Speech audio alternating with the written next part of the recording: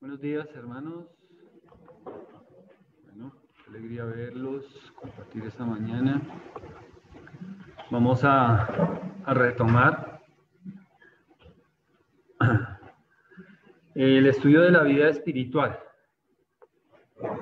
Entonces, bueno, ya hace 3 semanas habíamos interrumpido este estudio y como lo hemos retomado una vez por mes, lo estuvimos retomando cada 15 días, pues esto nos ha llevado a varios repasos y cosas. Sin embargo, sí hemos avanzado. Siempre trato de revisar la última para saber en dónde vamos exactamente y continuar y no estar repitiendo tanto. Sin embargo, realmente cada vez que vuelvo y leo toda la presentación, nuevamente me doy cuenta de la necesidad tan grande que tenemos todos de tener esta enseñanza bíblica muy clara en nuestras vidas.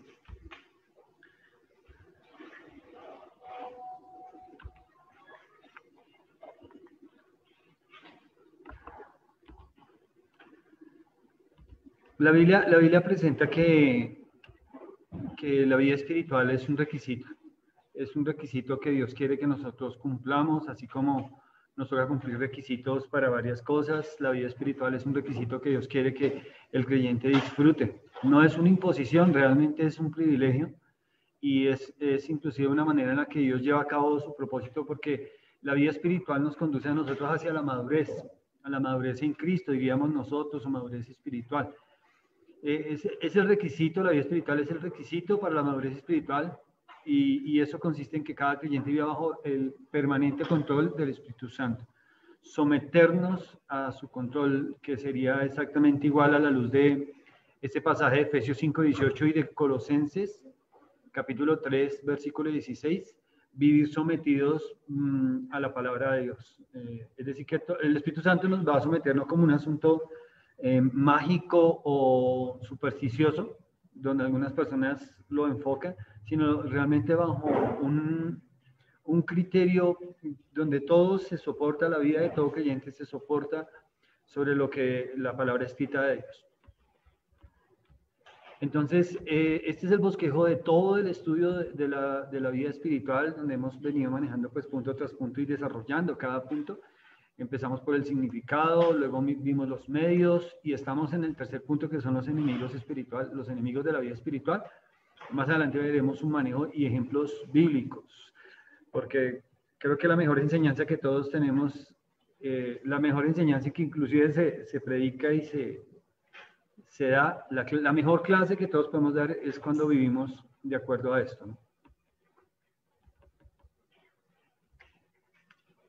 La vida espiritual está directamente relacionada con la imagen o la semejanza de Jesucristo en la vida de cada creyente. Y dado que es esa la meta de la vida espiritual, los medios para que la vida espiritual se produzca en nuestras vidas son provistos o dados por Dios. No tenemos que inventarlos, no tenemos que buscarlos en otros medios. Entonces, esos medios que ya revisamos son la palabra de Dios, el Espíritu Santo, la oración y otros creyentes. En ese caso cuando estudiamos ese medio, vimos la manera en la que Dios utiliza la vida de otros creyentes, son usados por Dios para guiarnos. Todos hemos tenido la oportunidad en nuestra experiencia como cristianos en algún momento de encontrarnos, o Dios ha puesto en nuestro camino otro creyente para ayudarnos, ¿no? Yo recuerdo al principio de mi vida cristiana como habían unos creyentes en la congregación local donde yo me congregaba, que en un momento, por azares de la vida, vi un mal testimonio en sus vidas. Pero hubo otros creyentes cuando yo estaba estudiando en esa misma época en el seminario que me daban un testimonio diferente. Entonces, así como vino esa situación de ese mal testimonio, ese mal ejemplo, también Dios me daba otros testimonios, otros buenos ejemplos. Así que nunca hay razones para que nosotros justifiquemos en nuestras vidas, es que yo no soy un cristiano porque los cristianos, hay muchos cristianos hipócritas.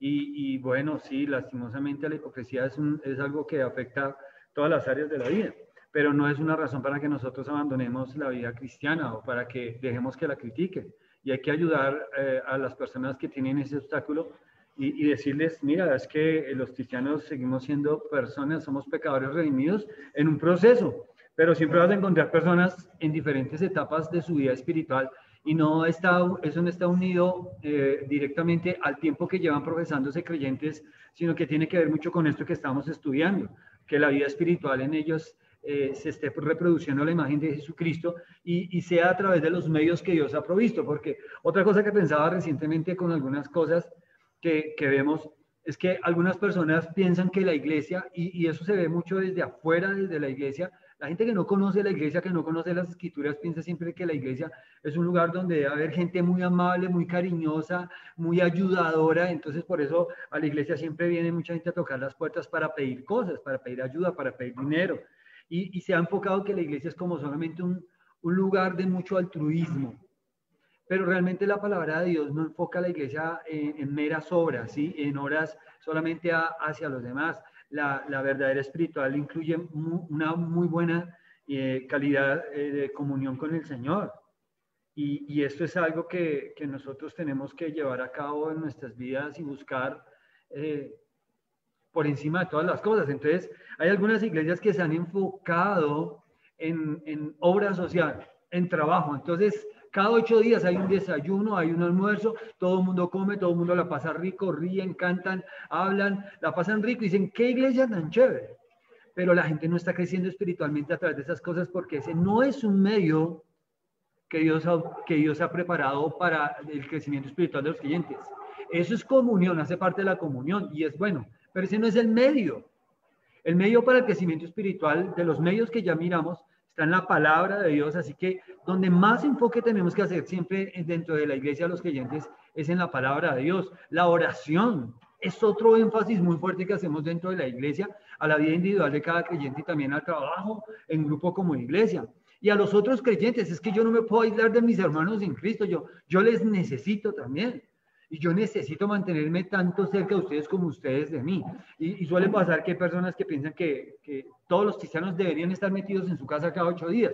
Y bueno, ojalá sea siempre para pura edificación, pero no necesariamente se vuelve así. Se vuelven conversaciones, se vuelven rutinas, se vuelven unas amistades así que no están edificando, que no están utilizando los recursos espirituales provistos por Dios, y entonces la gente no está creciendo espiritualmente. Y no estamos viendo la iglesia crecer en función de eso, sino que con lo contrario, a veces la iglesia se ve menguando porque hay algunas personas que están haciendo cosas afuera, que no están utilizando los recursos y los medios provistos por Dios aquí, y entonces vemos finalmente no un crecimiento espiritual, sino un desaprovecho espiritual. Bien, ya hemos mirado todas las escrituras en relación con eso, ¿no? Esta es una bonita definición de lo que queremos en la vida espiritual. Dios desea que todos los creyentes seamos edificados espiritualmente de manera significativa. Y esto es algo sumamente importante, ¿no? Imagínense que una persona, lo que me decía el doctor, iba a decir mi doctor, pero hoy en día ya no podemos utilizar el término porque no hay doctor. Esa relación de paciente-doctor ya no existe por el sistema, ¿no? Por las EPS y todo eso, ya se volvió otra cosa. Pero alguna vez el doctor me dijo a mí, Galaxios, usted tiene un problema de salud delicado, los exámenes médicos dijeron que usted tiene el colesterol alto. Galaxios, yo le puedo ayudar a usted a solucionar eso de 2 maneras. Una está en sus manos, la otra está en la medicina. Le va a mandar un medicamento que se llama lovastatina y usted se puede tomar ese medicamento, pero realmente ese medicamento es contraproducente, tiene otros efectos secundarios. Y cuando uno mira en internet se da cuenta que tiene bastantes efectos secundarios. Delicados efectos secundarios. No deberíamos decirlo algunos, no, son serios, son muy delicados. Entonces, finalmente el doctor me dijo, y la otra está en sus manos, la otra, Galaxios, es que usted empiece a manejar sus hábitos alimenticios y los modifique bastante. Y que adicionalmente a ese trabajo suyo, usted se dedica a hacer ejercicio todos los días. Usted realmente está muy joven y usted tiene la capacidad de hacer ejercicio, pero escúcheme bien, Galaxia, usted necesita hacer un ejercicio no como el que algunas personas hacen. Mire, salí y me di vueltas, 2 vueltas a la manzana, pero uno los ve caminando allá así como la tortuga. Y dice, ese ejercicio no aprovecha porque no se está generando un aumento en el ritmo cardíaco, donde haya aumento en el bombeo de sangre y finalmente entonces su corazón trabaje más y usted se fatigue y finalmente ese es el ejercicio que le estoy diciendo que usted haga.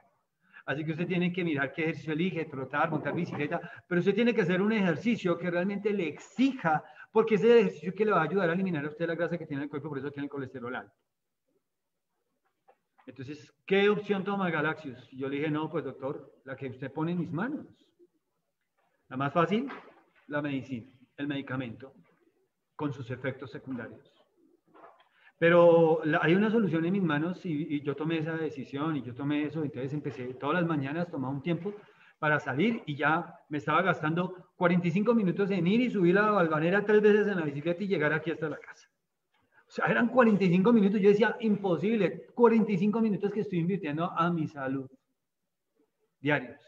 En una manera como me lo aconsejó el médico y como yo lo necesito. ¿Por qué la subía 3 veces? Porque la subía una y todavía me sentía más para otra, porque yo tengo una buena condición física. Entonces me esforcé hasta que verdaderamente ya sentía el esfuerzo en mi ritmo cardíaco. Y realmente ese era el ejercicio. Y en efecto, luego viene Galaxius, le hacemos exámenes y vamos a ver, si usted me sigue el consejo, vamos a ver. Y en efecto, tal como el doctor lo dijo, si usted lo hace, Galaxius, esto va a cambiar. Y yo hice eso cambió. La vida espiritual debe ser de una manera edificada, de una manera muy significativa. Eso significa que yo tengo que estar cambiando constantemente en mi proceder como creyente. Yo tengo que estar viendo, a medida que Dios empieza a cambiar mi corazón, mi vida, me da crecimiento, yo empiezo, Dios me pone a ayudar a otros creyentes porque yo ya estoy avanzando en mi vida cristiana, entonces puedo ayudar a otros. Pero hay personas que no avanzan en su vida cristiana y quieren ayudar a otros. Es muy difícil, ¿no es cierto? Es muy difícil usted ayudar a alguien cuando usted mismo todavía no toma seriedad, estabilidad en un área de su vida. La Biblia dice que el hombre de doble ánimo es inconstante en todos sus caminos. Y una persona inconstante no es una persona fiable. No es una persona en la que yo pueda aceptar una enseñanza porque es inconstante. Si una persona está y luego no está, se aparece y se aparece, yo puedo decir que ese es un creyente Gasparín, así los llamo yo. Son creyentes Gasparín, aparecen y desaparecen en cualquier momento. Uno nunca sabe cuándo van a aparecer, ni tampoco cuándo van a desaparecer, pero así los ven. Entonces algunas personas de ellas a veces vienen y dicen, oiga, ¿y quién es fulano de tal? Claro, como tú eres un creyente Gasparín, pues ni tienes idea quién es fulano de tal, y fulano de tal tampoco sabe quién eres tú. Me dice, ay, pastor, llegó una persona nueva, me dice el hermano nuevo que llegó de la persona que lleva 10 años en la iglesia. Le digo, no, lo que pasa es que él es un creyente Gasparín, de esos que aparecen y desaparecen.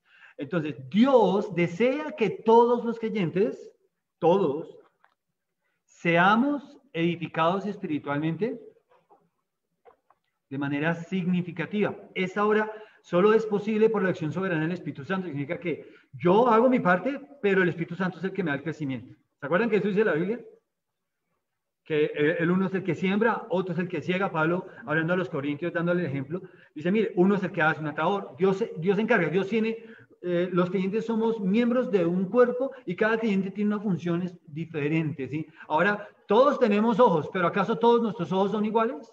No. Algunos de los ojos son un poco más rasgados, otros más redondos, otros más grandes, otros más oscuros, más claritos. Entonces, ni aún así seguimos siendo iguales. Cada creyente tiene una función y si alguno tiene una función, obviamente eso no está diciendo que esa función es para reemplazar a esta función. No, debe ser una función para añadir algo al cuerpo en beneficio del cuerpo. Porque los dones espirituales y el plan de Dios para el crecimiento espiritual de los creyentes es beneficio al cuerpo, la iglesia, que la iglesia se vea beneficiada. Y si mis acciones están conduciendo a que la iglesia no se vea beneficiada, se va a ver afectada y afectada de manera negativa, entonces eso no es espiritual. Entonces tu decisión no es espiritual, seguramente es carnal, se apoya no en los deseos de Dios, sino en tus deseos o en los deseos de otras personas, como tú, carnales. Esa obra entonces es acto soberano del Espíritu Santo de Dios, la dirección del Espíritu Santo en la vida, en nuestras vidas, lo cual nos va a hacer más semejantes al Señor Jesucristo. Entonces, los enemigos de la vida espiritual son 5. Son 5 los que vamos a estudiar que aglomeran e identifican de manera acertada algunas luchas que siempre estamos viendo en la vida como creyentes.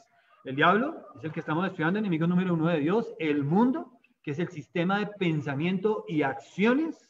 Así que tenemos que tener cuidado con las ideas del mundo. A veces son solo ideas Tenemos que tener cuidado con la influencia del mundo. ¿Alguien ha visto la influencia del mundo? Yo no la he visto, pero existe la influencia del mundo. Tenemos que tener cuidado porque eso hace parte. El mundo tiene una influencia, ¿sí? Y las acciones en contra de Dios y su palabra. Tenemos que tener cuidado porque muchas cosas el mundo está lanzando constantemente para atacar la vida espiritual de los creyentes, para atacar que no crezcan, que no sean más semejantes a Cristo, y en función de que no sean más semejantes a Cristo, que tampoco cumplan su propósito en el mundo y en los contextos donde Dios nos tiene. La carne, que es la naturaleza pecaminosa interna que hay en cada ser humano, el legalismo, que es vivir por guardar reglas y apariencias. En esto muchos hemos caído en algún momento. El legalismo, cuando lo veamos, vamos a ver que todos en algún momento tuvimos algo de legalistas o tenemos algo de legalistas, y allí vamos a tener que ser sensibles a algunas verdades donde, oiga, esta actitud no es espiritual, es legalista, no es espiritual. Y el contrario opuesto al legalismo es el libertinaje, ¿no? Donde Pablo habla a los romanos y dice, perseveraremos en el pecado para que la gracia abunde. En ninguna manera, ¿no? Perseverar en el pecado, pero el libertinaje lo definimos como la licencia para vivir superficialmente sin ningún provecho espiritual. Y aquí hay un riesgo muy grande porque muchas personas que se dan licencia para vivir superficialmente la vida cristiana, entre comillas, sin ningún provecho espiritual, yo creo que mucha de la gente en la que el Señor Jesucristo en el Sermón del Monte advirtió que en aquel día muchos le van a decir Señor, Señor, y Él les va a declarar que nunca los conoció, están allí. No son creyentes carnales, son simplemente pecadores sin salvación. No han sido rescatados de sus pecados, siguen en sus pecados. Lo que pasa es que sus pecados ahora no son escandalosos, ¿sí? Ya no practican el adulterio, ya no se emborrachan, pero es que hay otros pecados también, la envidia, la amargura, el enojo, la codicia, la avaricia. Esos son pecados más ocultos y están allí, moviendo nuestros corazones. Bien, entonces aquí sí ya me voy a pasar. Bueno, aquí quiero que recordemos ese pasaje que es el lema del primer enemigo espiritual que estamos estudiando, que es un versículo que les he animado a memorizar. Sed sobrios y velad, porque vuestro adversario el diablo, como león rugiente anda alrededor buscando a quien devorar, al cual resistir firmes en la fe, sabiendo que los mismos padecimientos se van cumpliendo en vuestros hermanos en todo el mundo. Según la Escritura, el diablo es un ser espiritual revelado contra Dios que usa el engaño. ¿Qué significa que es espiritual? ¿Por qué a mí me debe interesar y debo tener muy claro que es un ser espiritual? Porque yo puedo, ver al diablo donde no está, por buscarlo físicamente, ¿sí? O ignorarlo donde sí está. Porque como es espiritual significa que no lo veo.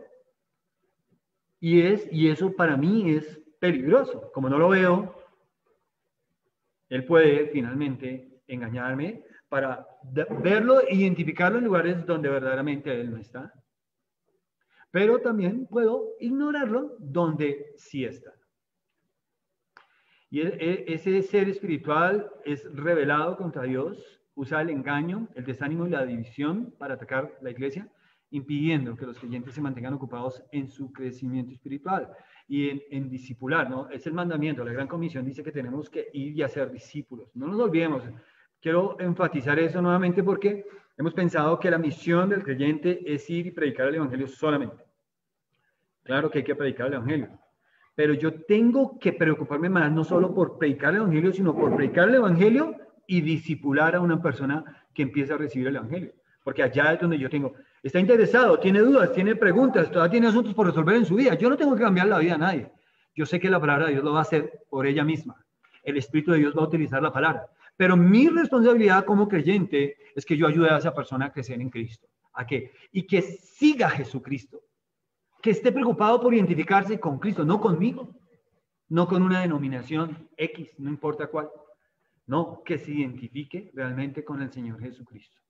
Eso es muy importante. Esa es la vida del apóstol Pablo. No, para mí el vivir es Cristo. Entonces, ¿dónde estaba el vivir de Pablo? En una denominación cristiana, en la iglesia. Para mí el vivir es los de Antioquía, los macedonios. Para mí el vivir es los de Tesalónica, Entonces vamos a llamar la denominación tesalonicenses. Ah, yo soy de la iglesia de denominación tesalonicenses. ¿Por qué? Porque nos gusta escudriñar las escrituras. Bueno, pero ¿sabes? Eso no es de los tesalonicenses, eso es de los creyentes. Así que todo creyente que escudriña las escrituras está siendo un buen creyente. No importa en qué denominación se encuentra, si lo está haciendo así. Si está basando su práctica en lo que dicen las escrituras, es un buen creyente. ¿Entienden? Entonces yo no tengo que estar haciendo prejuicios sobre los demás y juzgando y cogiendo denominaciones enteras y echándolas por que todos están perdidos y finalmente mostrando orgullo espiritual que para nada aprovechan en este proceso. Él quiere impedir que los creyentes se mantengan ocupados en su crecimiento espiritual como creyentes, como cristianos. Bueno.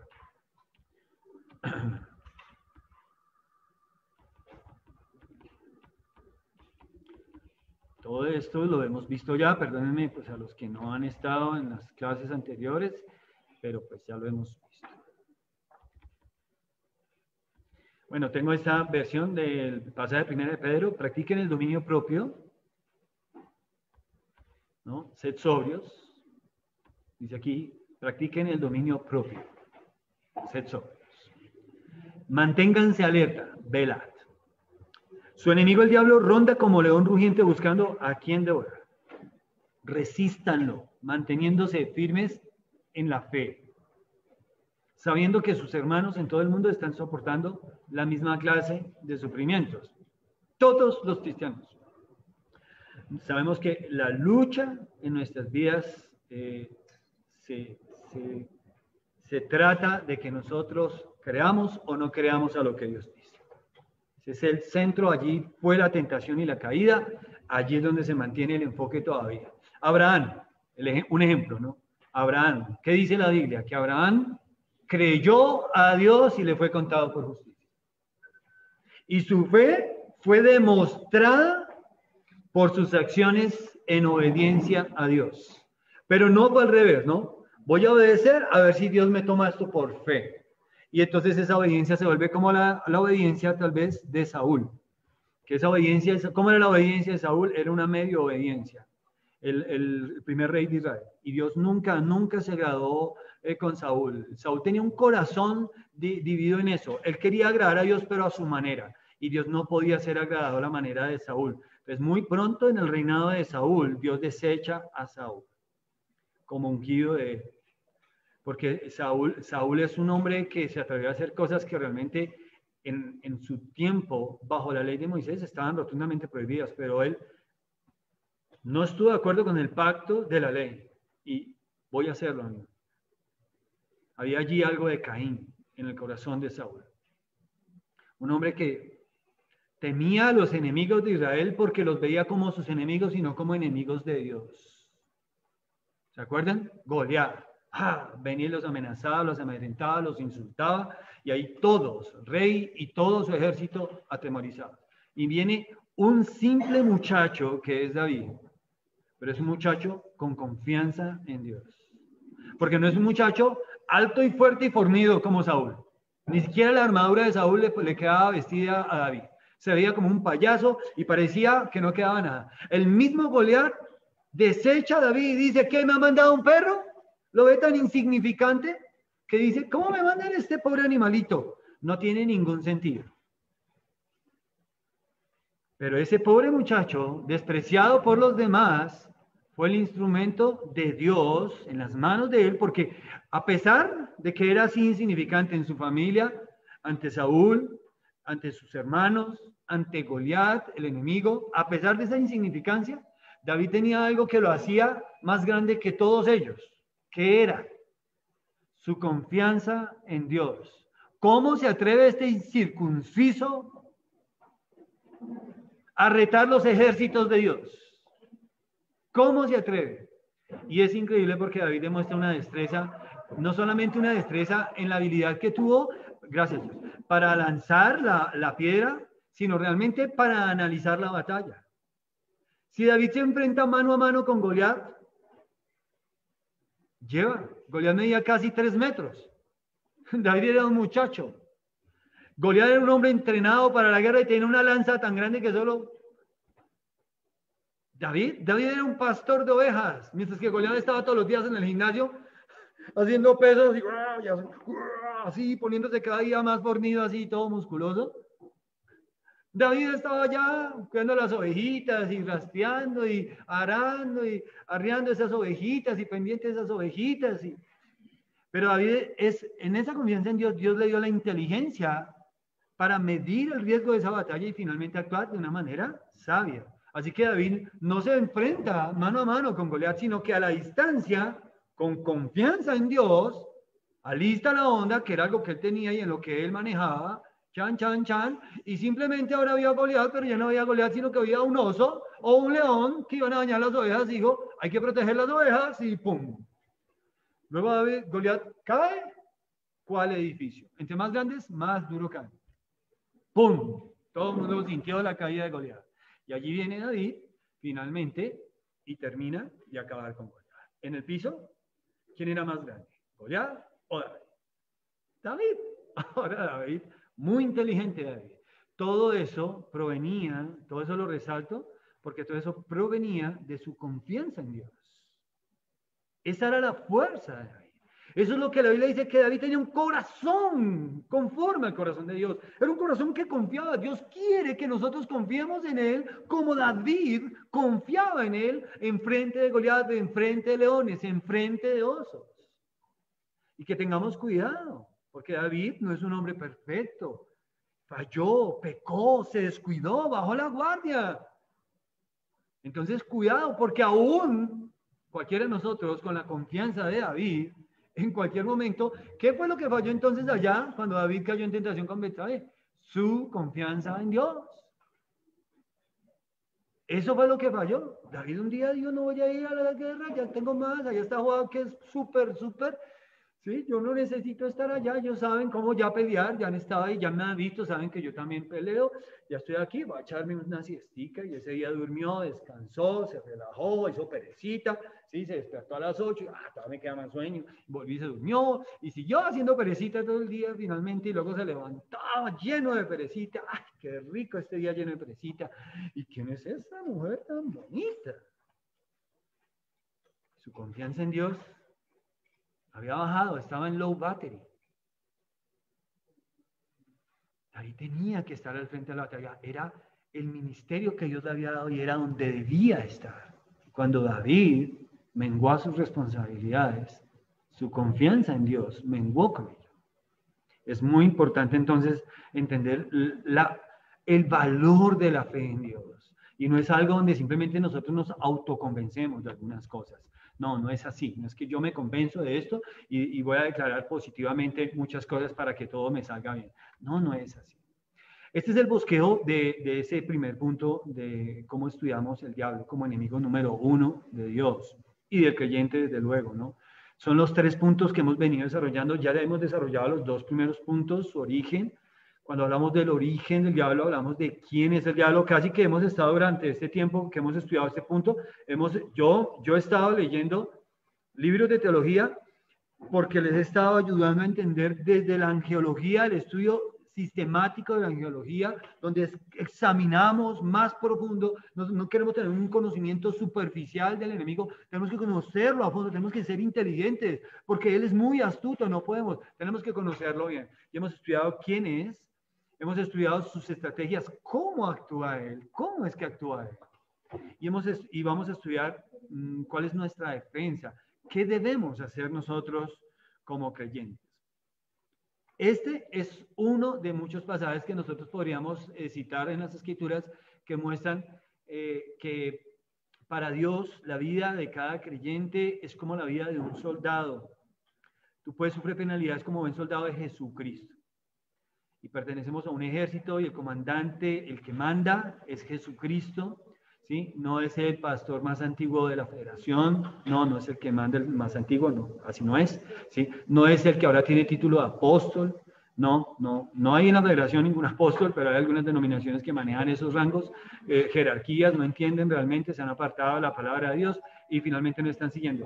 Tú sufres penalidades como buen soldado de Jesucristo y ninguno que milita se enreda en los negocios de la vida porque está procurando agradar a aquel que lo ha tomado por soldado. se mantiene como un soldado activo. Sufre penalidades significa sufre trabajos o fatigas. Entonces, uy, pastor, ¿es una lucha? Sí, hermano, yo te entiendo, yo también. Pero dime, pues hoy estoy como mejor que tú, dime en qué te puedo ayudar. Dime, ¿con qué has estado con esto? Bueno, hermano, voy a estar orando por eso. Por eso es tan importante la comunión, porque es que así que podemos saber. Pero si un creyente se aparta y nunca lo volvemos a ver, y no, si pasó, si estuve solo en un hospital, si me sacaron un riñón, me pusieron un corazón biónico, bueno, o sea, espérese. ¿Sabe qué es lo que pasa? Hermanos, vamos a orar por el hermano. ¿Quién es ese hermano? Va a empezar a preguntar a la gente. Porque como es un creyente Gaspar, de los que aparece y desaparece. Entonces, he ahí una de las razones de por cual la comunión es tan importante, hermanos. La comunión es como los miembros de la familia. Tenemos que estar ahí. Los papás que han tenido trabajos que les obliga a viajar o a salir de la casa, tienen que llegar y tratar de recuperar en el poco tiempo que les reste de fuerzas el tiempo que no han estado en casa, porque sus hijos, su esposa los necesitan. La casa los necesita. Y de pronto a veces hay otras necesidades en la vida de cada uno de ellos que están demandando la intervención y con cansancio y todo, entonces toca trabajar porque eso es una de las responsabilidades del rol que tenemos los padres y los esposos. O sea, nosotros somos esposos 24 horas, de 365, 24/7. Y somos padres 365, 24/7. Todo el tiempo. Uno no para con esa labor. Sufre, dice Pablo aquí a Timoteo. Eres un soldado. Entonces un soldado tiene que entender que está en una batalla, que está bajo órdenes, que tiene que seguir instrucciones y que va a verse sufriendo, afectado por algunas cosas. Bien. Ahora la Biblia dice que quiere Dios que seamos cualquier clase de soldados, buenos soldados. Pasamos rápido aquí. Vea usted todo lo que hemos...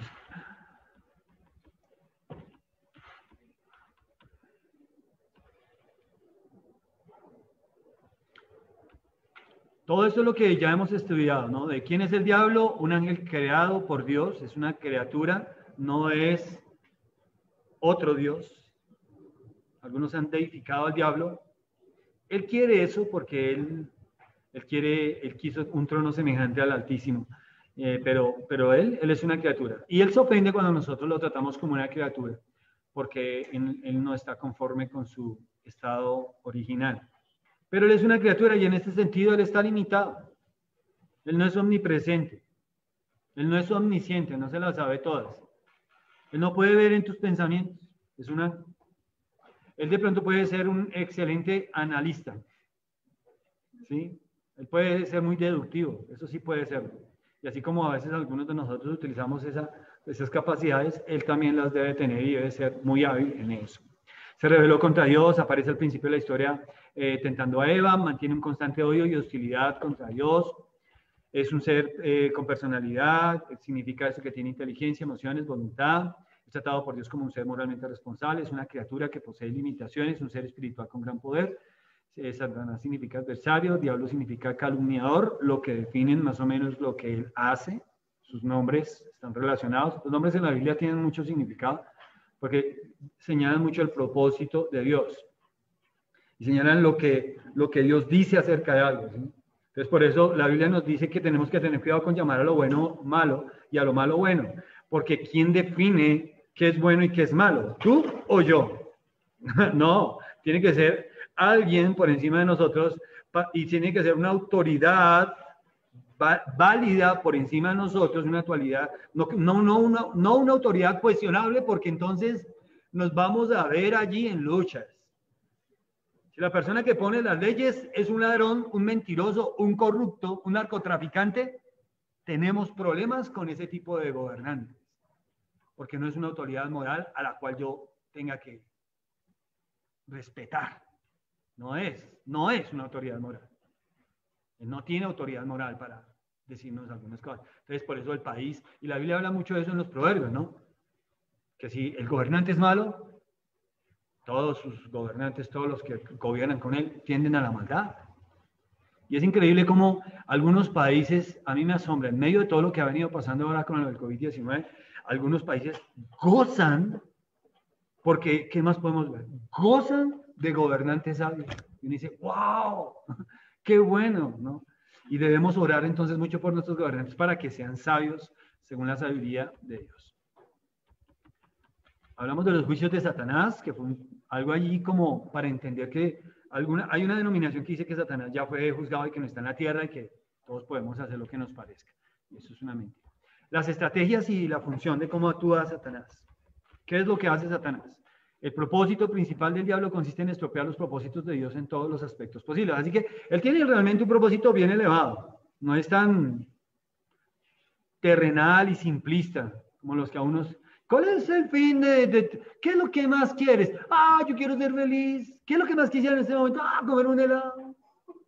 Bueno, sí, parece que tu existencia se satisface con cosas muy vanas. O sea, si te están haciendo preguntas existenciales. Porque obviamente no estoy diciendo que comerse un helado mal, ¿qué es lo que más quieres? Bueno, yo tendría que examinar la pregunta y decir, bueno, ¿a qué te refieres? ¿Qué es lo más importante en tu vida? ¿Significa que quiero en este momento? Que si tengo algún anhelo, algún deseo, algún antojo? Ah, bueno, me gustaría comerme como me pasó con mi esposa, el 31, una mojarra. Hace rato que no comemos mojarra, me gustaría comerme una mojarra y no pude con la mojarra, de lo grande que salió. Y yo, no puedo más, está deliciosa, pero no puedo más que a mí. Eso era un antojo allí. Bien, Satanás guarda una prolongada hostilidad contra Dios y su palabra, es decir, que esto no mengua, no cesa en épocas y tiempos de la historia humana, ha aumentado, ha disminuido, ¿sí? Todo tiene que ver mucho en la manera en la que la iglesia se ha mantenido y a través de algunos creyentes que Dios hace que perseveren las cosas de Él. Dios siempre ha tenido un remanente de gente fiel que le sigue, que le sirve, que confía en Él, principalmente que confía en Él ante todo. Satanás también alimenta y promueve un odio obsesivo, una oposición arraigada y un desafío constante a Dios, a su palabra, a los creyentes y a la iglesia por medio del sistema mundial. El sistema mundial, entonces, siempre vamos a ver leyes que van a atentar contra lo que Dios quiere. Satanás no cesa en sus esfuerzos de maldad y destrucción hasta el último momento. Aunque el propósito principal del diablo es contra Dios, para cumplir sus fines, su estrategia favorita no es promover un reino de características exactamente opuestas a los rasgos del reino de Dios. Me llama mucho la atención porque él es tan astuto, por ejemplo, es increíble porque he escuchado varias cosas de estas y todavía gente que ha estado dentro y se ha salido de estos movimientos feministas y realmente la manera de promover esto es mostrarlo como un derecho o un beneficio por el cual vale la pena luchar. Y hay que luchar contra todo el que se oponga. Entonces se toman unas posiciones hitlerianas, donde yo estoy dispuesto, ¿sí? Si tú no me sigues, es que tú no haces parte de mi raza aria, ¿sí? Y es mejor que no vivas porque finalmente tú no dejas que este mundo progrese. Y llaman a eso progreso, llaman a eso una cantidad de cosas. Y es increíble porque la manera en la que se ha justificado las leyes del aborto y todo este movimiento feminista realmente es diciéndole a la mujer que ha sido una persona, solo ella, ¿no? Solo su género, ha sido un género vilmente atacado y que han sido abusadas y que se les ha impuesto una cultura heteropatriarcal y que ellas son realmente unas víctimas y que ellas deben luchar. Entonces, después de eso, suficiente.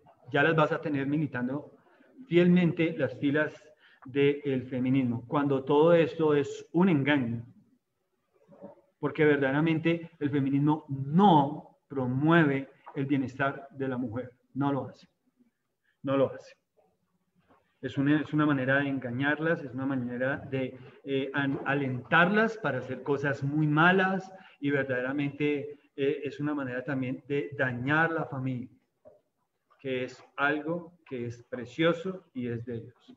Bueno, muy interesante. Hay mucho que estudiar acerca de esto y hay mucho material. Si alguien en algún momento está interesado con algo y quiere que le recomiende algo, yo le puedo aconsejar algunas cosas que normalmente yo no les envío nada sin antes verlo. Yo no hago eso. Yo no mando un mensajito y no mando boberías. No me gusta mandar eso. O sea, digo, Suficiente tienen con la televisión y con las redes sociales para que yo participe en multiplicar todas estas cosas. Así cuando les mando algo es algo que yo considero que les puede edificar, que les da alguna información que deberían por lo menos pensar.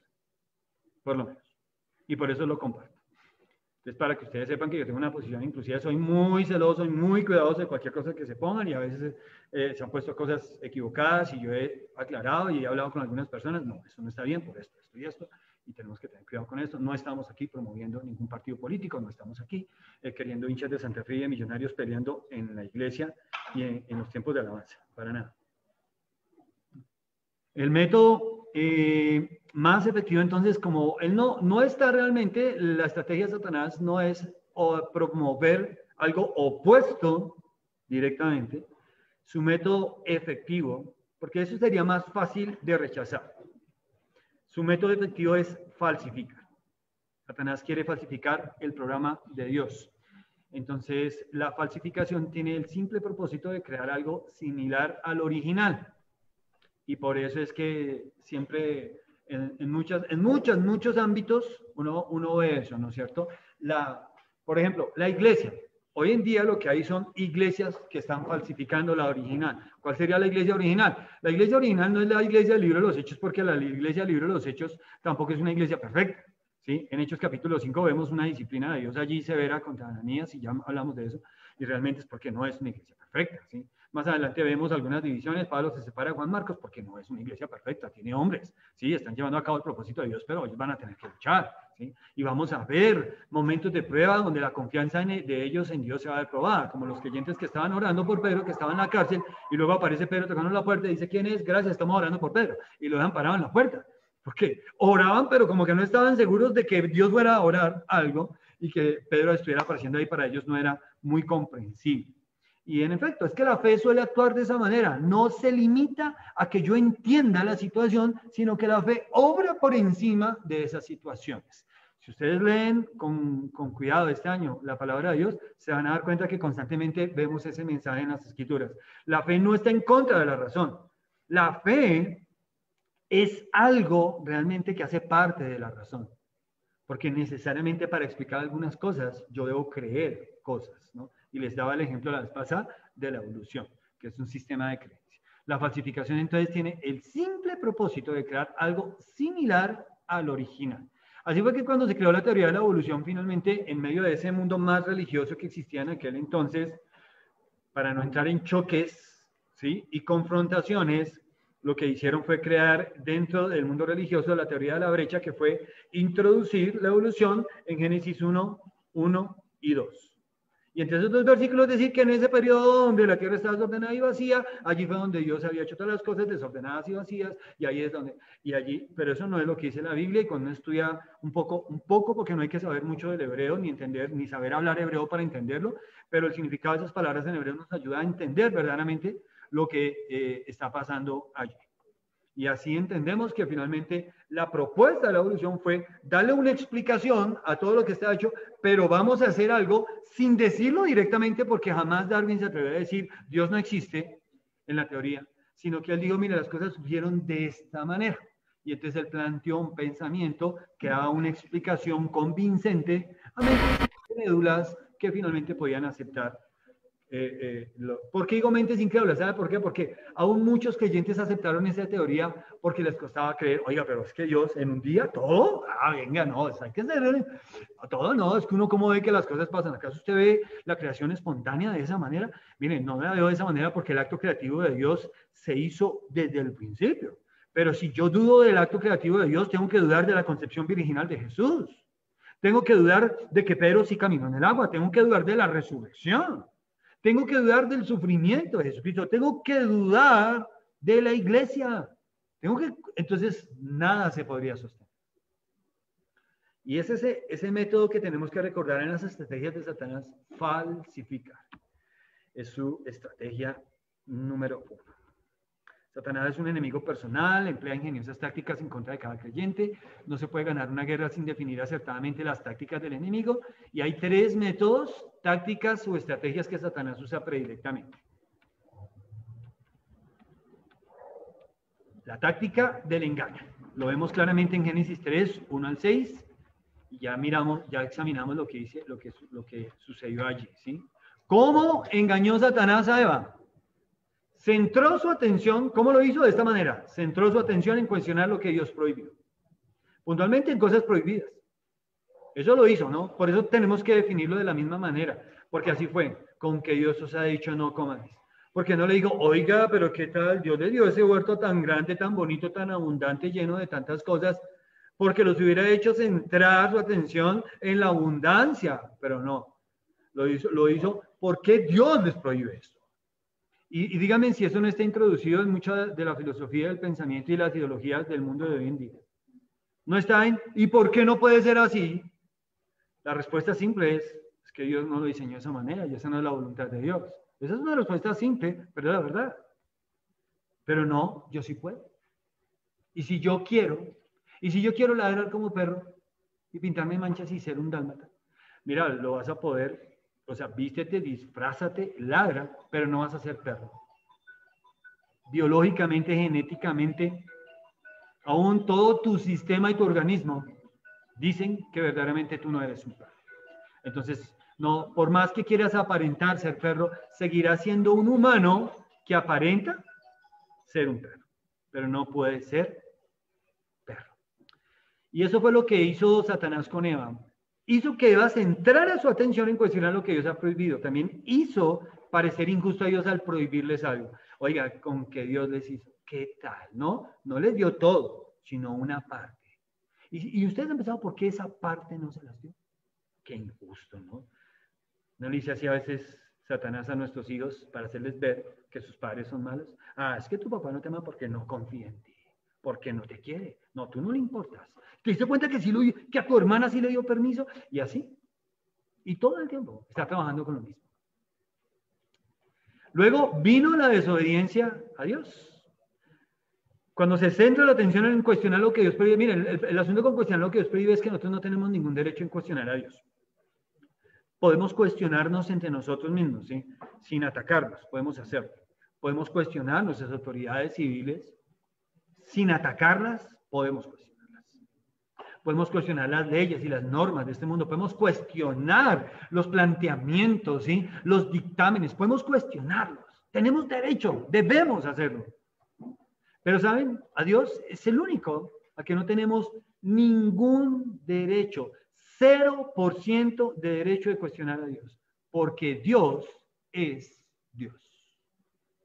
Él es Dios perfecto, Él es Dios santo, Él es Dios justo, Él es Dios omnipotente, Él es Dios omnisciente. Entonces piensa, si Dios te dice algo, tú tendrías que pensar, Dios, si tú estudiaste psicología, antropología, sociología, pedagogía para decirme eso, yo no tenía por qué cuestionar eso a Dios, porque Dios es la fuente de todo conocimiento.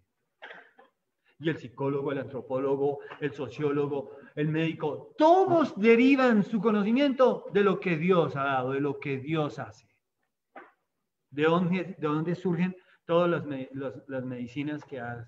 Eso no se hacen allá en el laboratorio, surge del estudio de las cosas hechas. Y oiga, y mire, y esta plantica, y aquí sacamos, y ahora le tenemos un buen remedio.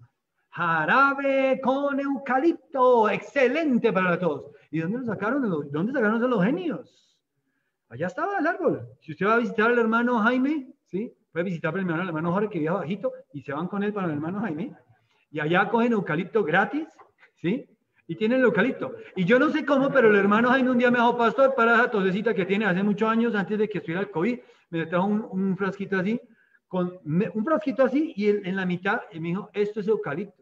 Yo no sé cómo él lo extrajo de esa manera, bueno, pero me lo trajo.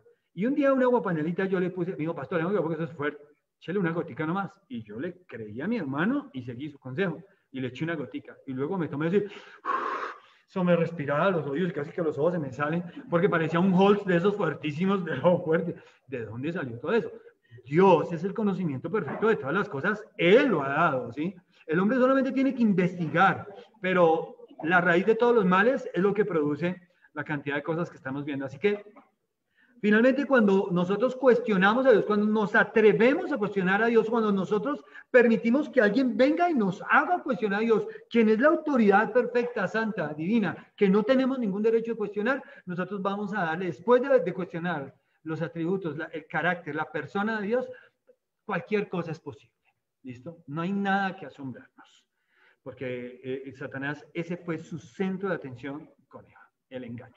Vino la desobediencia y tenemos un ejemplo que leímos en Hechos capítulo 5, 1 al 10, donde Ananías y Zafira decidieron,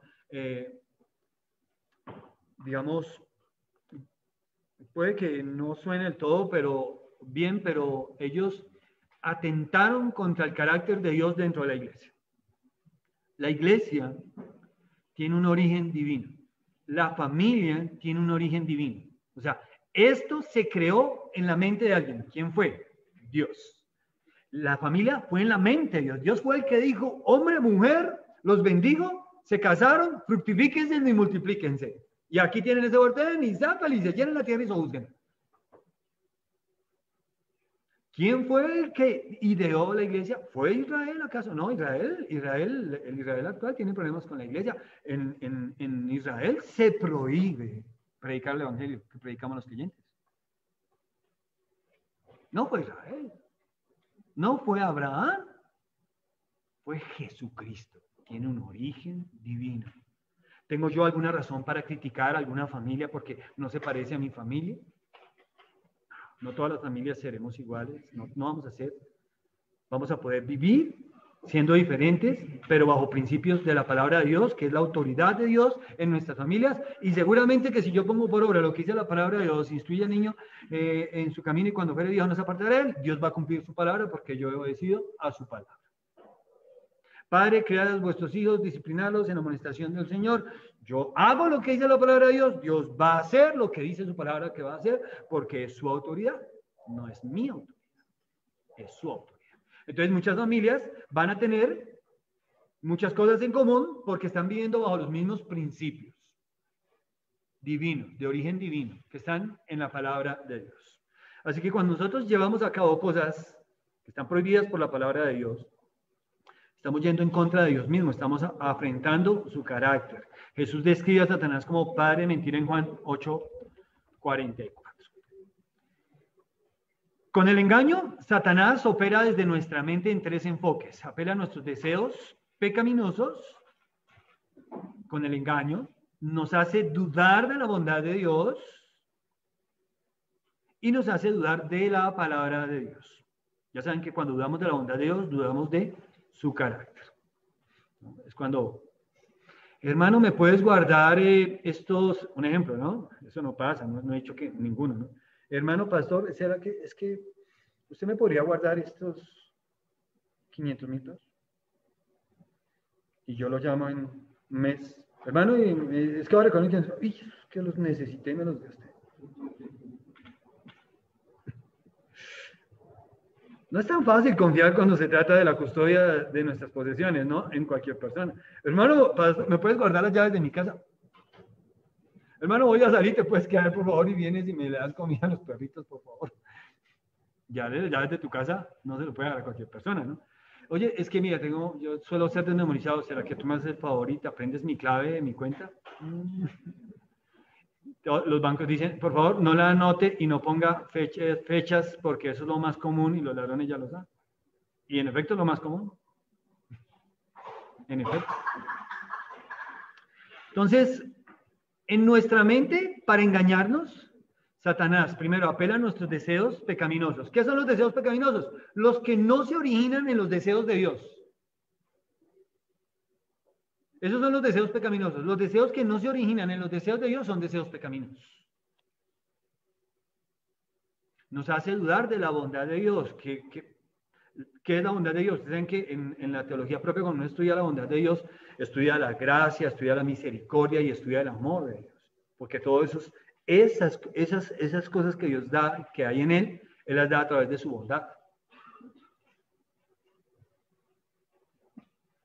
Nos hace dudar también de la palabra de Dios, que todo lo que sale de la boca de Dios, de eso vivirá el hombre. Y nos hace cuestionar, no es tan cierto, no, yo necesito un poquito allí de esta persona, otro poquito no. Tal vez yo necesite entender algunas cosas, pero la palabra de Dios es perfecta. Y nada es tan perfecto como la palabra de Dios.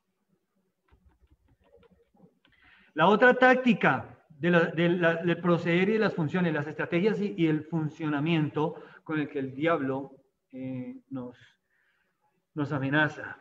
Es el desaliento.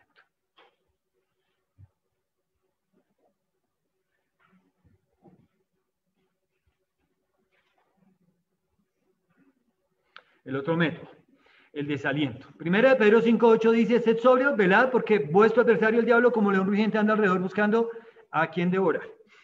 Aquí habíamos quedado realmente. Quiero que vean un momentico, no hemos visto otros pasajes y otras cosas. Quiero que vean un momentico conmigo este pasaje de Lucas capítulo 22. Lucas capítulo 22.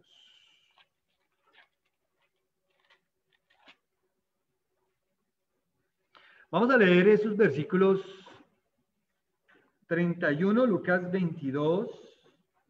Lucas capítulo 22.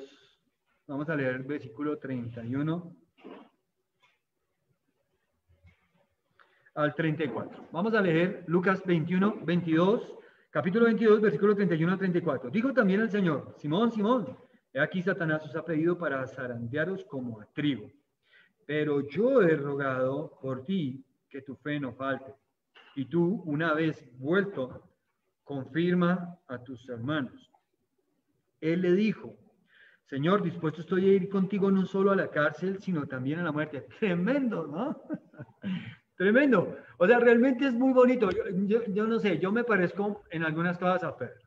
Él es Pedro y él es único, pero yo veo a Pedro y digo: sí, ¿cuántas veces hemos hecho algo parecido? No, Dios, te quiero servir como misionero. Así me mande, Señor, al Amazonas, donde están los africanos caníbales. Así voy a hacer.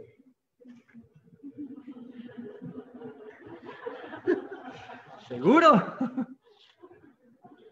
Él le dijo: Señor, dispuesto estoy a ir contigo no solo a la cárcel, sino también a la muerte. Versículo 34. Y él le dijo: Pedro, te digo que el gallo no cantará hoy antes que tú niegues 3 veces que me conoces.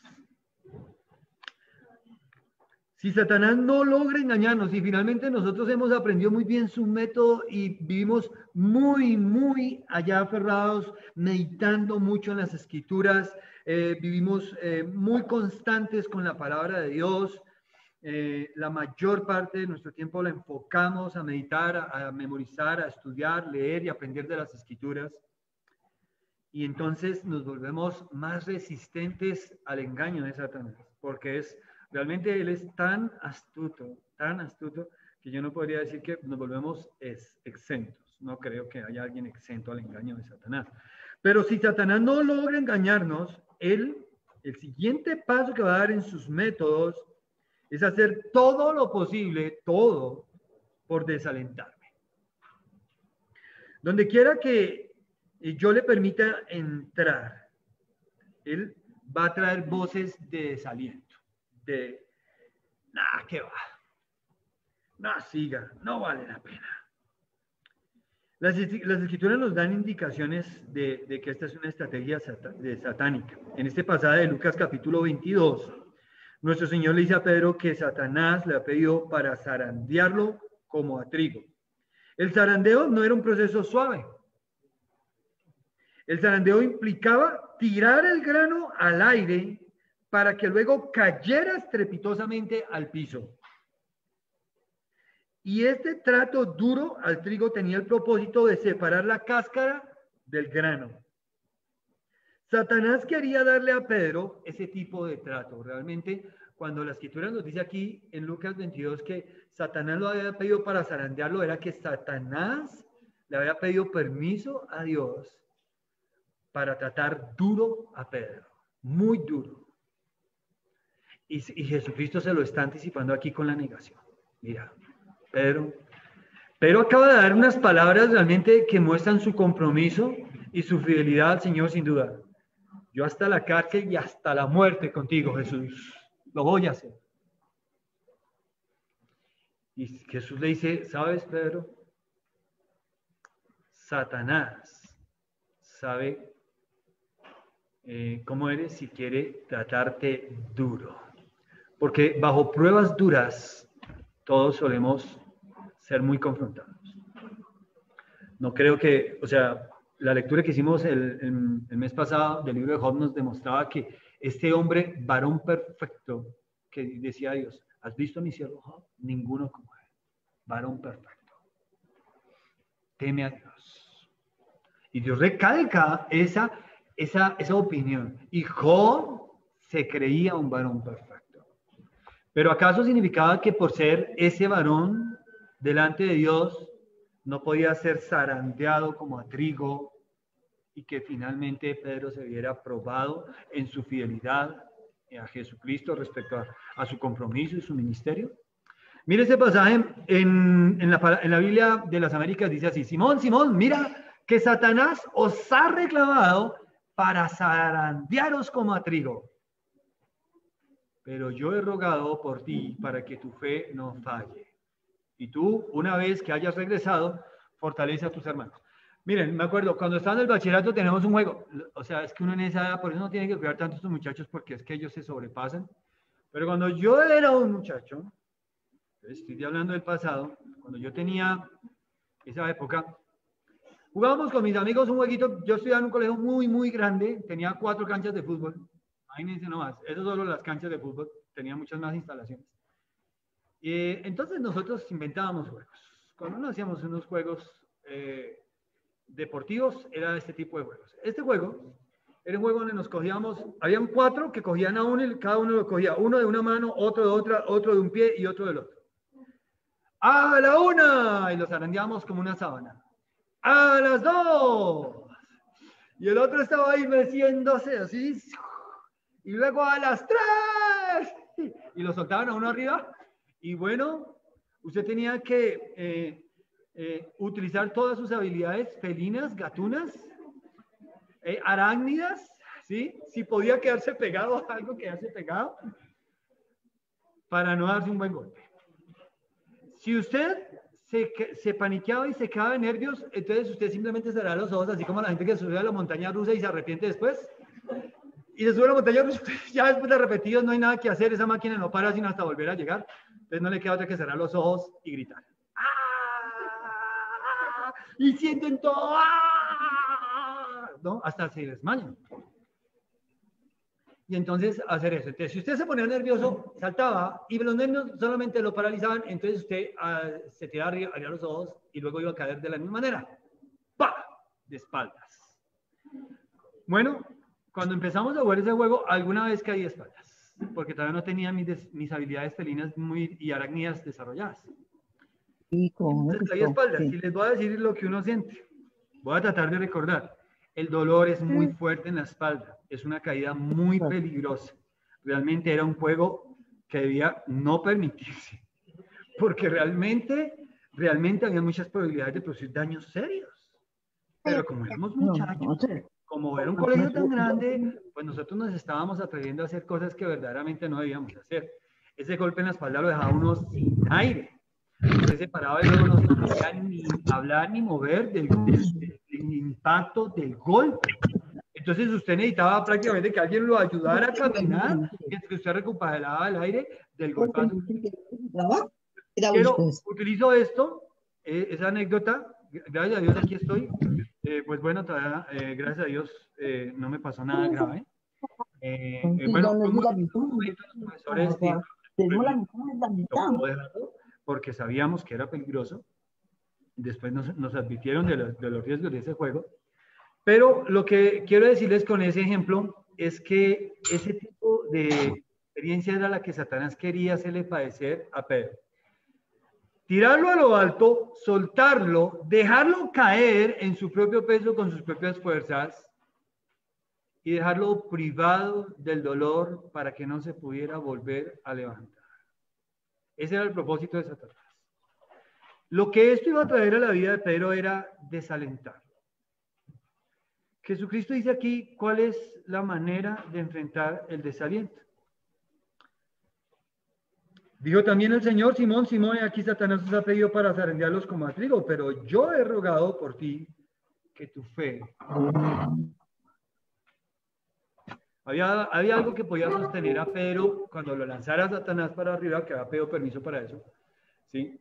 Nunca dice que yo he impedido que Satanás no te zarandee. No sucedió eso. Realmente Pedro sí fue zarandeado. ¿sí? Sí lo tiraron, sí cayó, sí se golpeó, se levantó y quedó sin aliento. Así le pasó a Pedro.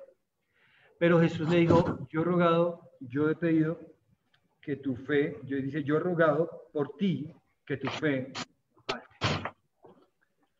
Que no se soltara finalmente aquello que le podía sostener aún en un momento tan difícil como ese.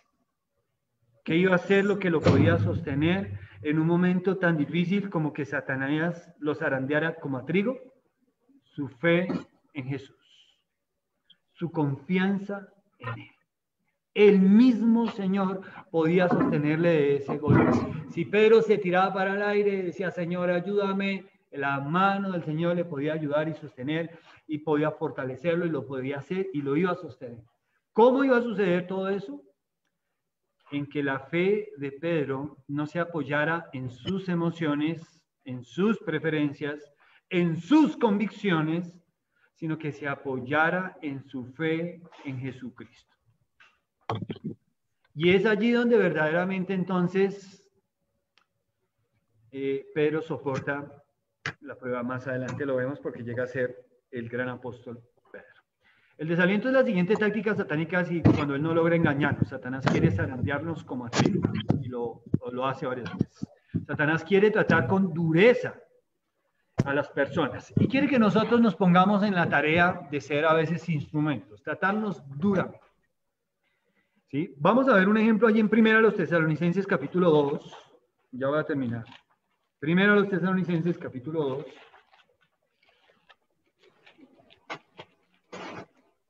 Versículo 18.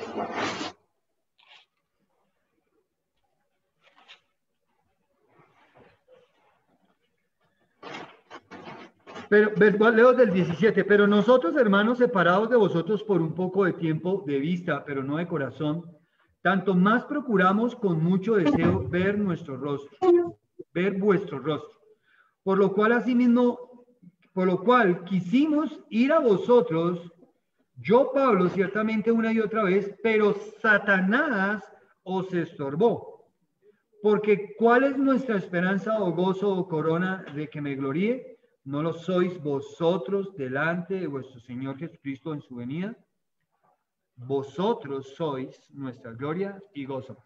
Estas palabras del apóstol Pablo, pretenden alentar al creyente en Tesalónica que se ha visto desalentado porque han venido unas doctrinas, unas enseñanzas que han venido a cuestionar que el Señor ya vino y que los dejó y que ya no hay nada que hacer, que están en la tribulación. Y Pedro entonces, Pablo, él escribe aquí a los tesalonicenses en el capítulo 2, en la primera epístola, y les habla. Estos tesalonicenses, estos creyentes en Tesalónica, habían sido salvos hace unas semanas nomás, cuando la persecución obligó a que Pablo los dejara por un tiempo. Pasaron meses y los tesalonicenses no podían comprender por qué Pablo no había regresado para ayudarlos. Y preguntaban, ¿acaso no le importamos al apóstol Pablo? ¿Acaso Pablo tiene miedo a los problemas y a los retos que está enfrentando la iglesia en Tesalónica? Mejor dicho, si él nos quisiera, ¿dónde está Pablo? Los ánimos en la iglesia tesalónica estaban flaqueando con razón, estaban siendo atacados con el desánimo.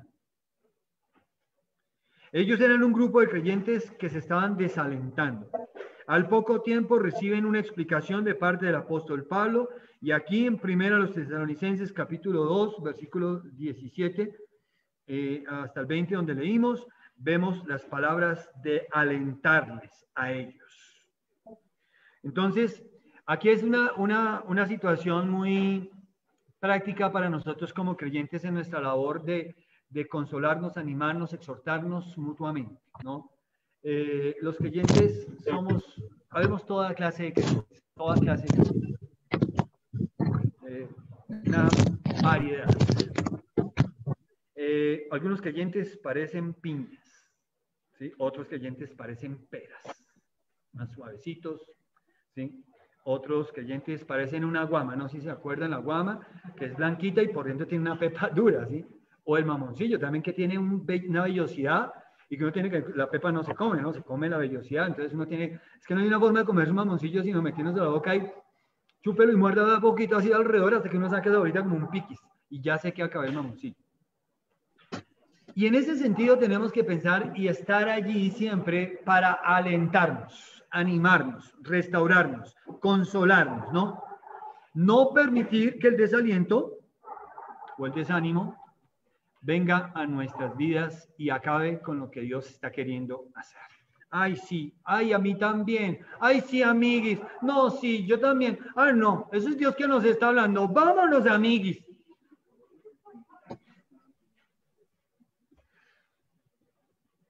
Y se junta Tora y Maruja y ahora, pues, ¿quién? Bueno, allá hay que hacer algo y todos estamos llamados a hacer algo por ese tipo de momentos en la vida de los creyentes, donde nos vemos desalentados, porque tal vez Satanás nos está zarandeando como a trigo, pero lo único que nos puede sostener es nuestra fe.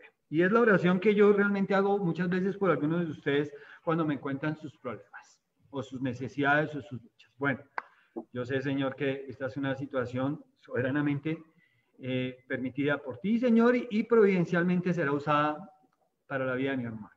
Señor, por favor, ayúdalo a mantenerse en ti, que siga confiando, que no se aparte de la escritura, y por eso yo todo el tiempo les animo, la palabra. Mira, te voy a mandar un versículo, ¿te acuerdas que hablamos de algo? Mira, un versículo que esta mañana el Señor me regaló, haciendo mi devocional, leyendo las escrituras y meditándola, y ¿sabes? Esta palabra creo que puede ser provechosa para mis hermanos en la iglesia, a veces vemos, un versículo, pastor, no sé si no mandar versículos, perdonen, hermanos, no, y no mando solo versículos, a veces les mando mis palabras, pero creo que la palabra de Dios es solo la que tiene poder, no mis palabras.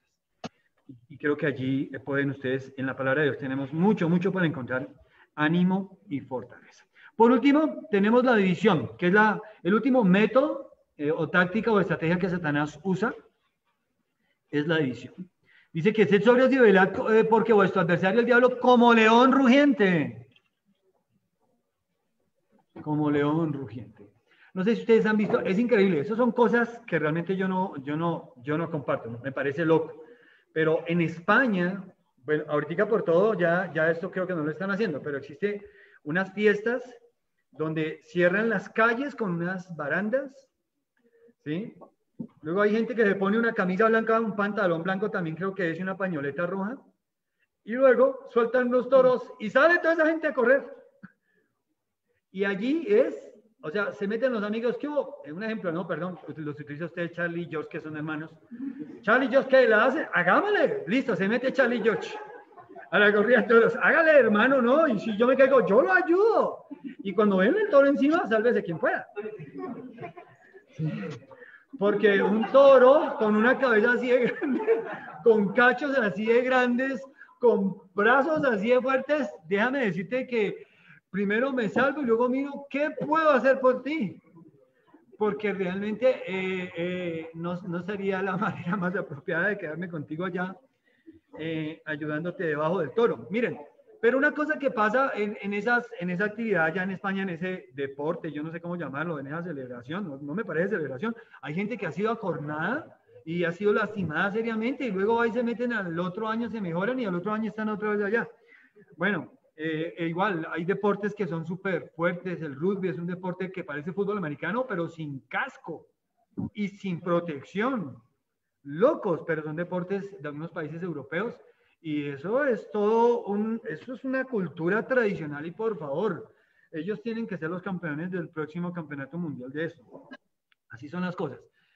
Cuando la Biblia nos dice en 1 Pedro 5:8 que ha sido nuestro versículo lema, que él es como un león rugiente alrededor buscando a quien devorar, pero Pedro nos está también ayudando a entender que una de las cosas que hace este tipo de enemigo es dividir. Él va a traer división. El miedo del león busca dividir. Los discípulos cuando después del arresto de Jesús, todos se dividen. Cada quien, sálvese quien pueda. Pedro por ahí en un lugar, no sabemos dónde están los demás, no sabemos, no tenemos ni idea, tal vez algunos estaban llorando, otros estaban temblándole las piernas, algunos fueron al psiquiatra, otros, sí, quién sabe qué se hicieron todos esos discípulos, pero todos huyeron, realmente, todos. La situación fue difícil, su maestro había sido arrestado, los alguaciles de los sacerdotes lo habían atrapado y ya sabían lo que podía pasar en manos de esos sacerdotes. Y los sacerdotes los iban a entregar a romanos y ya sabían lo que podían hacer los romanos con un delincuente. Y así que la situación es supremamente fuerte en este sentido. Esta es la tercera táctica que Satanás usa en nuestra contra. Pablo escribe en 2 Corintios capítulo 2, si me acompañan un momentico, en 2 Corintios capítulo 2, aconseja a los creyentes a no ejercer demasiada disciplina, a ser demasiado severos.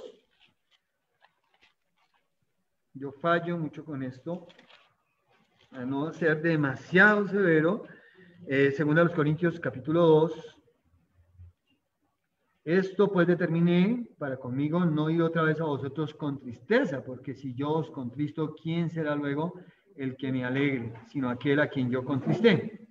Pero el versículo 5 dice, pero si alguno me ha causado tristeza, no me la ha causado a mí solo, sino en cierto modo, por no exagerar, a todos vosotros. Le basta a tal persona esta reprensión hecha por muchos. Así que, al contrario, vosotros más bien debéis perdonarle y consolarle para que no sea consumido demasiada tristeza.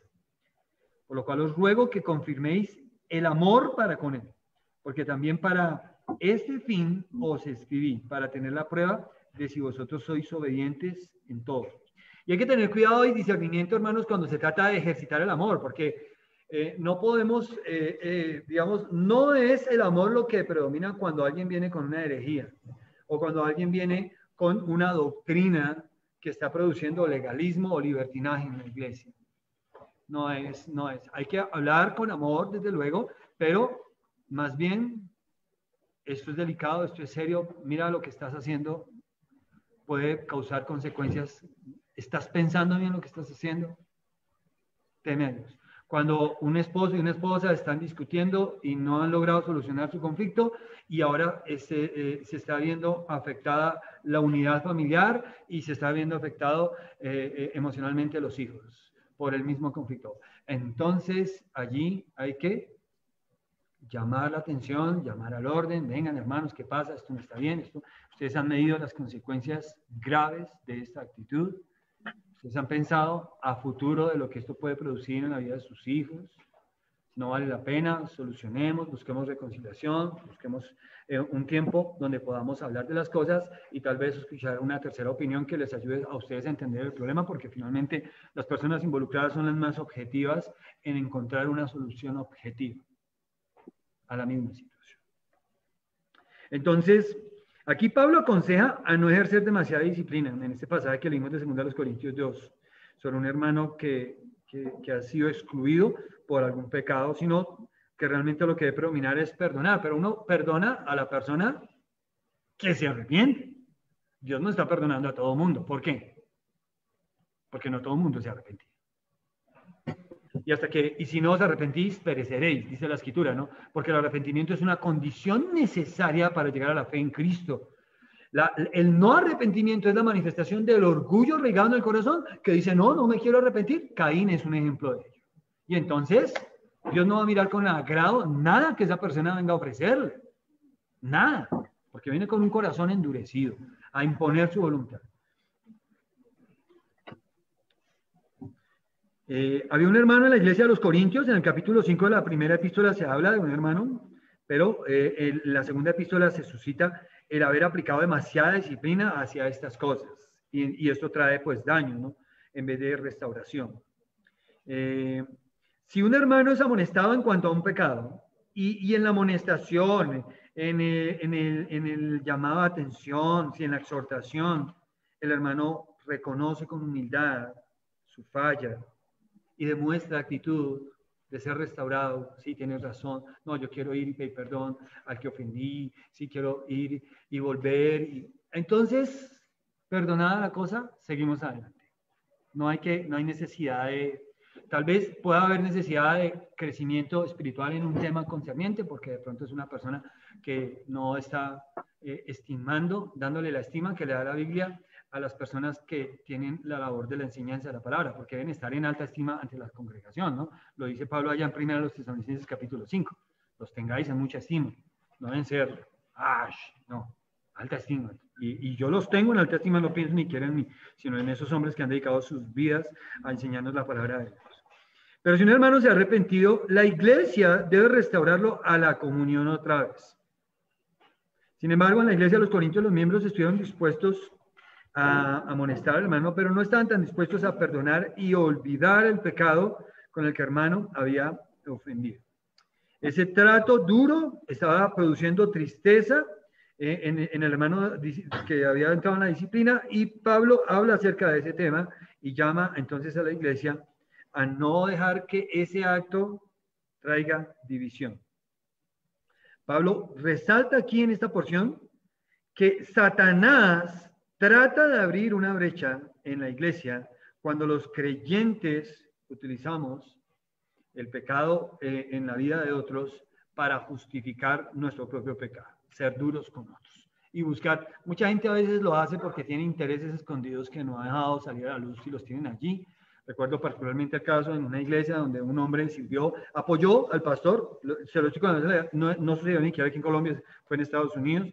Un hermano que apoyaba, tiene una labor como pastoral, apoyaba al pastor en mucho trabajo del pastor, de animar hermanos, visitarlos, y a veces tenía la enseñanza, pero en algún momento la esposa de ese hermano le dijo: ay, oye, ¿tú por qué no tienes privilegios como pastor si haces lo que hace el pastor? No era él el pastor de la iglesia, pero hacía algunas funciones de apoyo pastoral, mas no él era el pastor. Y el hermano contaminó su corazón con el consejo de su esposa y finalmente le pidió a la iglesia, empezó a dividir la iglesia. Entonces la iglesia se empezó a dividir en dos: los que ahora estaban con él, los que no estaban con él. El consejo de ancianos se reunió dentro de la iglesia, examinó la situación y llamó al hombre y le dijo: mira, lo que estás haciendo no vale la pena, esto trae daño a la iglesia no recibe ningún beneficio de esto, ¿sí? Vamos a hacer. Él estaba reclamando derechos económicos en la iglesia por las funciones que él había ejercido y en lo que a él no se le había reconocido un emolumento como al pastor. Entonces finalmente los ancianos de la iglesia decidieron darle un reconocimiento a esa labor que él había ejercido por un determinado tiempo, pero pedirle que por favor se fuera de la iglesia y que no evitara llamar, o sea, que no fuera a fundar otra iglesia, que se fuera a otra iglesia, ¿sí? Y que por favor no alentara a ningún hermano a seguirle y que evitara eso. Y esa fue la manera en la que restauraron esa situación, y la iglesia no se vio impactada en dividirse simplemente porque algún hermano sentía que tenía derechos que no le habían sido reconocidos. Y eso no es esa la manera. Puede que haya algunas razones válidas, pero cuando se está produciendo algo como división, hay que evitar eso. Y un hermano que sabe que está sirviendo al Señor, aun cuando enseña la palabra, eso es para el Señor, no para el pastor, no para el creyente, es para el Señor. Si lo está haciendo para el Señor, que le satisfaga 100% el que lo está haciendo para el Señor. Cuando yo comencé mis primeros pasos en el púlpito, jamás recibí una ofrenda. Y la verdad es que no la esperaba. Yo me sentía sumamente privilegiado en saber que estaba enseñando la palabra a Dios, y hasta me ponía tan nervioso que me enfermaba y me sudaba la espalda. Yo después tenía que llegar a la casa y quitarme la camisa porque estaba sudada de los nervios que yo tenía de errar en predicar la palabra de Dios y no en recibir una ofrenda detrás de eso. Porque ese no era mi ministerio y yo no. Más adelante ya cuando empecé a ejercer, inclusive yo no entré al ministerio simplemente porque, Gala, si usted entra aquí le vamos a pagar tanto. Nunca fue así. Yo entré sin recibir nada de la iglesia, tenía mi trabajo secular, y con el tiempo fue que Dios me mostró, porque así fue, que era su voluntad que yo me dedicara a tiempo completo, y fue en su tiempo y en su momento donde yo dejé mi trabajo secular para dedicarme 100% al trabajo dentro de la iglesia, y la iglesia es la que, a través de la iglesia, mejor digo, es Dios quien ha provisto y ha suplido las necesidades mías en mi familia, porque yo, pues como esposo y como padre, tengo que proveer para los míos, si no soy peor, que un incrédulo. Así que yo tengo las escrituras en mi cabeza y sé lo que debo hacer. Pero eso no ha sido para enriquecerme y no ha sido ningún propósito, ni robarle el ministerio a ningún pastor y que porque él tiene, porque yo no tengo, ni nada de eso. Y esas cosas hay que verlas con claridad, porque en cualquier momento, de alguna manera, el enemigo viene a buscar división. Señor, te damos gracias por habernos permitido el estudio de tu palabra y concentrarnos en estas tácticas que el enemigo utiliza, Señor, para atacarnos como creyentes, para atacar tu iglesia, Señor. Esa táctica del engaño, esa táctica del desaliento y esta última táctica que estudiamos de la división. Ha dividido familias, ha dividido iglesias, ha dividido naciones. Él es el maestro de la división. Y nosotros como tus hijos y creyentes amados nos rehusamos a ser instrumentos, Señor, y me niego en mi vida a ser un instrumento para que Satanás divida tu iglesia, Señor, haciéndole daño. Porque algunas otras ocasiones será necesario, pero no porque nos dividamos entre nosotros los creyentes que creemos la verdad de tu palabra y la seguimos, sino porque aparezcan entre nosotros tal vez herejes, o gente con otras doctrinas, o gente aquí que obreros fraudulentos, llama tu palabra, o lobos que se visten de ovejas, porque eso siempre ha aparecido a la iglesia.